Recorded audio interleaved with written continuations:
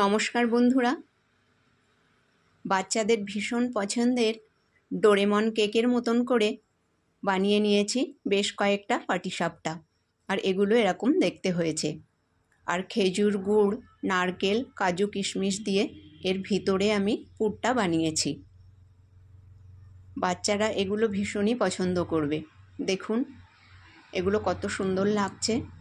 আর এছাড়া নর্মাল পাটিসাপটাও বানিয়েছি।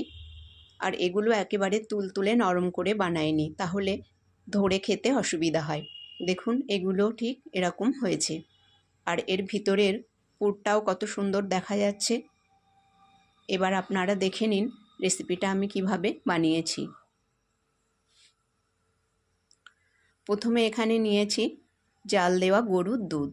আমি 2 বাটি গরম দুধ এখানে নিয়েছি। এবার এর মধ্যে দিয়ে দিচ্ছি পাটালি গুড় বা খেজুরের গুড়। পাটালিটাকে ভেঙে টুকরো করে নিয়েছি।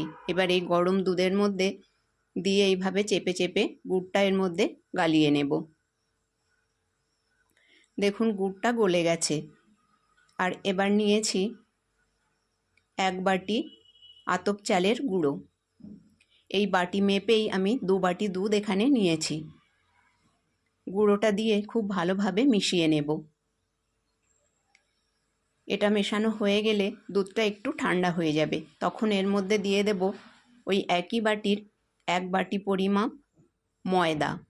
ময়দাটা যখন দিতে হবে তখন দেখতে হবে দুধটা যেন খুব বেশি গরম না হয়। এবার ময়দাটা ভালোভাবে মিশিয়ে নিয়েছি। ময়দা মেশানো হয়ে গেলে এর মধ্যে দিয়ে দিচ্ছি 1 টেবিল চামচ আটা। আর দিয়ে দেব 2 টেবিল চামচ সুজি। দিয়ে দিলাম 2 টেবিল চামচ সুজি। এবার এর মধ্যে দিয়ে দেব অল্প একটু লবণ। লবণ এর মধ্যে অবশ্যই দিতে হবে, না হলে কিন্তু রেসিপিটা খেতে ভালো লাগবে না। এবার এই উপকরণগুলো খুব ভালোভাবে বেশ কিছু সময় ধরে এইভাবে ঘুটে ঘুটে মিশিয়ে নেব। দেখুন এটা মেশানো হয়ে গেছে। আর এই ব্যাটারের ঘনত্বটা ঠিক এরকমই হয়েছে। এবার এটাকে আমি ঢেকে একটু সাইডে রেখে দেব।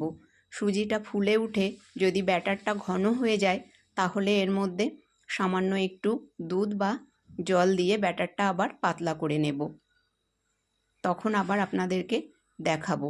এবার এটা ঢেকে সাইডে রেখে পুরটা করে নেব। গ্যাসে একটা কড়া বসিয়ে দিয়ে দিয়েছি বেশ কিছুটা পরিমাণ খেজুরের গুড়। এবার এর মধ্যে দিয়ে দিচ্ছি কোড়ানো নারকেল। একটা নারকেল 2 মালাই কুড়ে নিয়েছি। এবার এই গুড় আর নারকেলটা ভালোভাবে মিশিয়ে নেব। দেখুন গুড়টা গলে গেছে আর নারকেলের সঙ্গে ভালোভাবেই মিশিয়ে গেছে। এবার এটাকে একটু জাল করে নেব।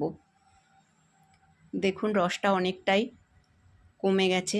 এই সময় দিয়ে দেব এর মধ্যে কিছু গুঁড়ো করে নেওয়া কাজু আর কিশমিশটাও আমি একটু ছোট ছোট কেটে নিয়েছি। এবার এটা ভালোভাবে মিশিয়ে নেব। এটা মিশিয়ে নিলেই তৈরি হয়ে যাবে আমার আজকের পুর। পুরটা আমার রেডি হয়ে গেছে। এবার এটা নামিয়ে নেব। এবার দেখে নেব ব্যাটারটা কীরকম হয়েছে। আর ব্যাটারটার মধ্যে আমি 2 টেবিল চামচ দুধ আরও দিয়ে দিয়েছি। দিয়ে ব্যাটারটা এইভাবে একটু পাতলা করে নিয়েছি। দেখুন এবার ব্যাটারটা ঘনত্বটা ঠিক এরকমই হবে। আর এটা 20 থেকে আধ ঘন্টা মতন রেখে দিয়েছি পুরটা করতে আমার যে টাইমটা লেগেছে। এবার এটা পাটিসাপটার জন্য সম্পূর্ণ তৈরি। এবার গ্যাসে বসিয়ে দিয়েছি একটা প্যান। এবার প্যানটা গরম হয়ে গেলে এর মধ্যে 2-4 টোপ ঘি দিয়ে দিলাম। এবার একটা টিস্যু পেপার দিয়ে এইভাবে একটু মুছে নেব, যার ফলে পাটিসাপটাগুলো খুব ভালোভাবে উঠে আসবে। এবার এখানে 1 হাতা পরিমাপ ব্যাটার এর মধ্যে দিয়ে দিচ্ছি। আর গ্যাসের ফ্লেমটা এই সময় আমি মিডিয়াম করে রেখেছি। এবার এইভাবে হাতার সাহায্যে ঘুরিয়ে ঘুরিয়ে এটাকে খুব সুন্দর করে গোল করে দেব। আমি এখানে মোটামুটি এরকমই গোল করছি, মিডিয়াম আকারে এগুলো করছি। আপনারা এর থেকে বড় বা ছোটও করতে পারেন। এইভাবে চারিদিকে ব্যাটারটা ছড়িয়ে দিয়ে বেশ কিছু সময় অপেক্ষা করব। তারপর এই যে ব্যাটারের গোলাটা গোল করে দিয়েছি, এটা একটু কাঁচা থাকতে থাকতেই এর মধ্যে দিয়ে দেব নারকেলের পুর।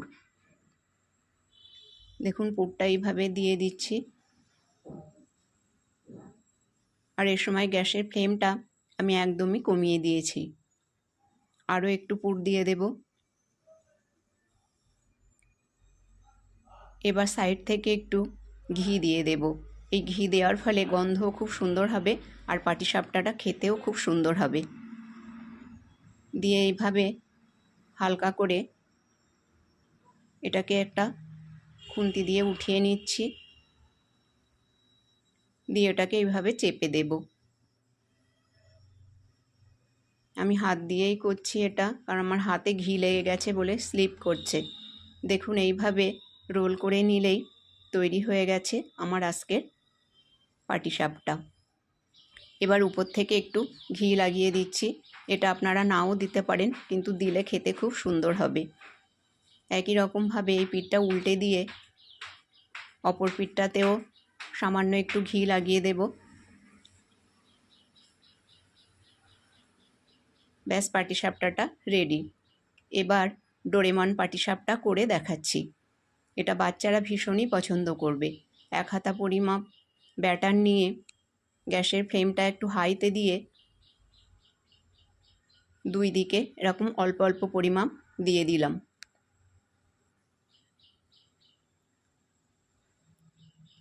এবার কিছু সময় অপেক্ষা করব।